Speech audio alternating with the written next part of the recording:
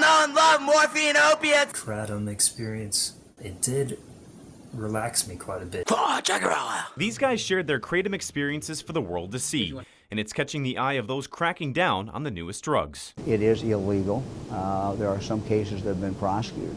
Ohio Attorney General Mike DeWine is referring to a Central Ohio bust earlier this year, where police uncovered a large amount of drugs, including kratom, a substance that causes opioid-like effects. Now DeWine says their office is cracking down on places trying to directly sell the product as a drug. It has not been approved for human consumption by the FDA. Following that investigation, our undercover cameras toured the tri-state to see just how easy it is to buy the substance here. Do you guys have any kratom? We found it's not too tough. Like capsules and shots, Captain Kratom capsules over there. There's all kinds of other stuff back here. Okay. Employees with the Elite Smoke Shop on West McMillan Street in Clifton say they used to sell kratom. It got popular very, very quick. It was big on migraines with women. I will tell you that. A lot of women did call up here and would ask if we had it. Faris Ahmedad says when they saw law enforcement cracking down on other stores in Ohio, they quickly took it off their shelves. That kind of damaged the rapport of kratom completely.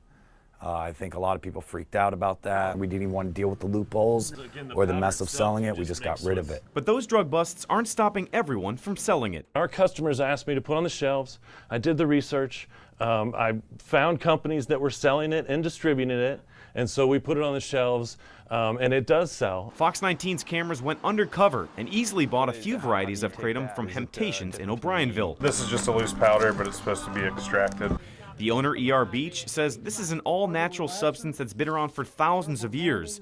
But he says they're not selling it as a drug, but as kratom. We don't make any claims about what it does or what it's supposed to do or what it doesn't do. This may be a plant product, but it's a plant product from the other side of the world. DeWine stresses this is a product that mimics the effects of other dangerous drugs, including heroin, and it's emerging as one of their top drugs of concern. There's always someone out there that wants to sell you some drug that's supposed to make you feel better. Alec Kleinsmith knows firsthand what it feels like to take kratom. When compared to when taking a narcotic, the feeling is similar, except it's a little bit more subdued. Kleinsmith is a 50% combat disabled veteran and has had more than 13 surgeries on his arm, suffering from chronic pain. So he tried kratom. I decided to give it a shot. I've been taking it now for about 2 months regularly, and it's made an amazing difference in terms of my pain management. The former Marine was taking narcotics for more than a year, and he started developing a tolerance. But he wasn't interested in his doctor's solution. Their counter for that was to offer me even more medication. I wanted physical therapy. I wanted real help. I didn't want to just band-aid the issue. The Ohio Crime Lab says kratom can be addictive and lead to other dangerous drugs. My advice is that unless it's been approved, stay away from it.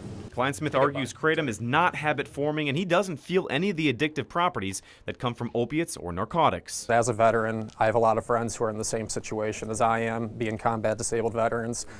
Really good people who ended up getting hooked on their narcotics and ended up, losing their jobs, losing their families, and that's really something that I didn't have any interest in. Kratom hasn't become as big of an issue just yet in northern Kentucky, but Bill Mark with the Northern Kentucky Drug Strike Task Force says it's on their radar. A few years down the road, we might be talking about kratom, the same way that we're talking about synthetic marijuanas, like K2 and salvia and bath salts. If law enforcement decides to ban the sale of the plant based out of Southeast Asia, local shops say it's up to them to make sure they're on top of what's legal and what's not. They have a responsibility to do research on the products that they're selling to make sure it is not harming the public or society. Until I find out that it's either illegal or really harmful, then I will continue to sell it.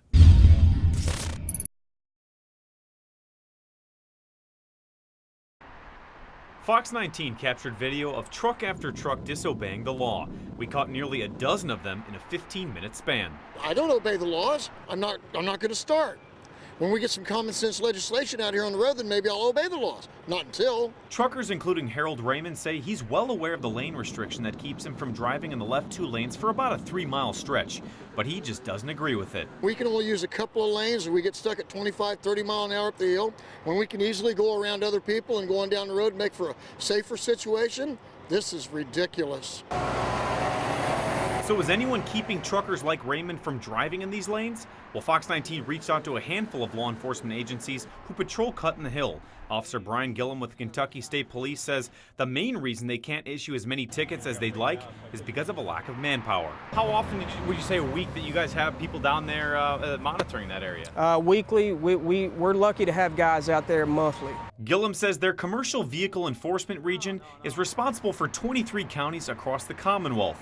He says they only have 9 road officers trying to cover those counties in a given day. When you have guys working Cut in the Hill, you need a minimum of at least 2 guys working it.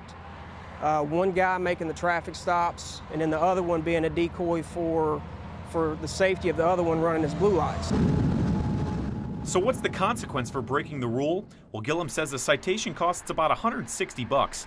Trucker Daryl Roberson says he obeys the law every time. It's not the fine that scares him, it's a safety concern. I try to stay in the right lane because it's slow-moving traffic. I move slow, and climbing that hill, I need to be in the right lane to keep from having an accident. Nancy Wood with the Kentucky Transportation Cabinet says this restriction was put in place as a safety measure and to keep traffic flowing. Cut in the Hill is known for having its share of accidents because of the steep grade and rain or snow or anything like that. We really tried to put a lot of cautions there. And as for the northbound lane, well, Wood says there's no restriction. They just placed steep grade signage along the highway. The momentum is there with them. The momentum is not there going up the hill. So warning them of the steep grade just for them to be aware to keep their vehicle in control. Officer Gillum says truckers shouldn't take this law lightly. They have a new class of recruits graduating soon that could be assigned to help cover the Cut in the Hill. You know, the presence is good, but ultimately it's not going to solve 100% of the issues.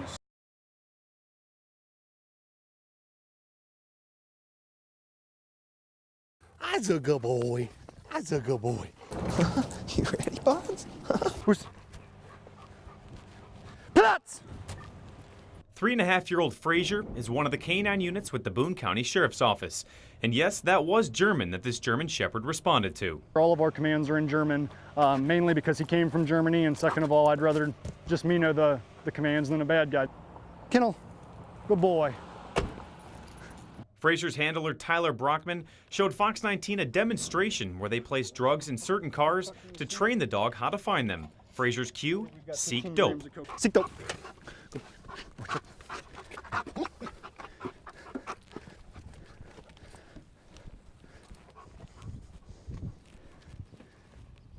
That's a good dog. That's a good dog. Good boy. Good boy. Frazier is a multi-purpose dog who is trained to bite when needed. And even I had the opportunity to play the bad guy. Let me see your hands or I'm going to send the dog. Fast. Good boy. Get that bad guy. Get that bad guy. Live.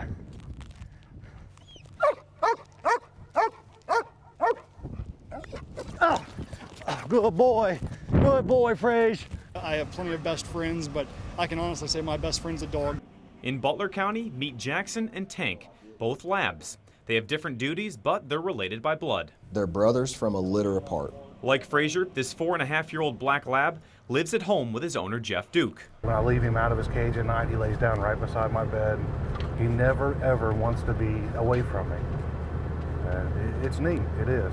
Jackson is a single-purpose canine unit, which means he's not trained in bite work. That means he can detect a variety of drugs, but is also the only one in the county that can track someone and not bite them. We will track mainly juveniles, elderly people that walk away from homes. It's just one benefit that he brings to the county, because he won't hurt them as soon as he gets to them. Helping deputies at the Butler County Jail is 3.5-year-old Tank. Whether it's sniffing out narcotics or tobacco, Tank's handler Chris Morris says he can find it all. This chocolate lab is also trained to track down cell phones because he keys in on lithium-ion batteries. I hear inmates that come in talk about, you know, how they don't try to bring stuff in because they know he's here. The Butler County Sheriff's Office says they also have to keep tabs on what happens outdoors. Morris says they didn't know about some of the spots inmates hid drugs or cell phones until Tank showed up. We work 8 hours in here and go home. They're thinking 24/7 how to beat us. Morris says Tank is the only county jail dog in Ohio. Due to the success they've had with him, the state prison system now has 4 canine units that work inside their prisons. We haven't come across the situation where we've had someone overdose or something in the jail. That's when you could really know how valuable it is. Aside from their duties at work, just like every other dog, they love dinner time and their toys. Everybody has dog toys, but to him this is his paycheck. Whenever he finds a narcotic, he gets rewarded with this. And I play with him every day. Just keeps him motivated and his drive up. It's a good boy. Yeah, you can have it. You can have it. He's on a special diet. He gets venison and potato. When we've done a track and located somebody, he'll get a White Castle, I'll go buy him a steak. As these 3 officers know all too well, the dog and their lives are at risk every day. This image went viral over the internet when Jason Ellis's dog Figo said a final goodbye to his dad. But these handlers agree it's well worth the risk.